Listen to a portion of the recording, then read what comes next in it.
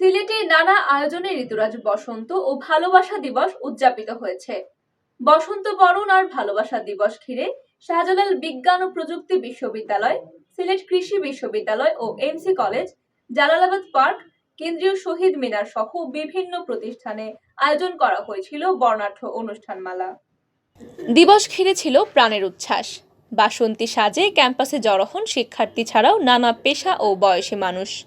করোনার বিরতির পর নতুন উদ্যমে নানা কর্মসূচির মধ্য দিয়ে সিলেট এমসি কলেজে বসন্ত উৎসব পালন করা হয়েছে। ঋতুরাজ বসন্তকে বরণ করে নিয়ে এমসি কলেজের সাংস্কৃতিক সংগঠন মোহনা এই উৎসবের আয়োজন করে। মঙ্গলবার সকালে কর্মসূচির উদ্বোধন করেন কলেজের ভারপ্রাপ্ত অধ্যক্ষ প্রফেসর আশরাফুল কবির।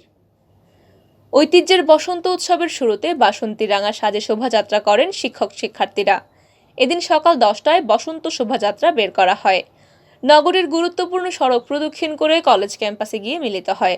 সেখানে সাংস্কৃতিক অনুষ্ঠানের উদ্বোধন করা হয়। অনুষ্ঠানে 21 পদকপ্রাপ্ত বাংলা লোকসঙ্গীতের অন্যতম প্রধান শিল্পী সুষমা দাসকে সম্মাননা জানানো হয়। এ সময় তিনি তার কণ্ঠে সঙ্গীত পরিবেশন করেন।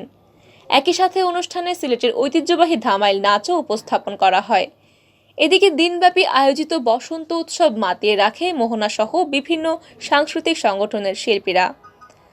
অনুষ্ঠানে বক্তারা বলেন, আমাদের সংস্কৃতির নিজস্ব ঐতিহ্য রয়েছে, আমাদের সেই ঐতিহ্য ধরে রেখেছে মোহনা। উৎসবে শত শত শিক্ষার্থী নিজ নিজ প্রতিভা তুলে ধরেন। করোনার বিরতির পর নতুন উদ্যমে এবার বসন্ত উৎসবে মেতেছে শিক্ষার্থীরা।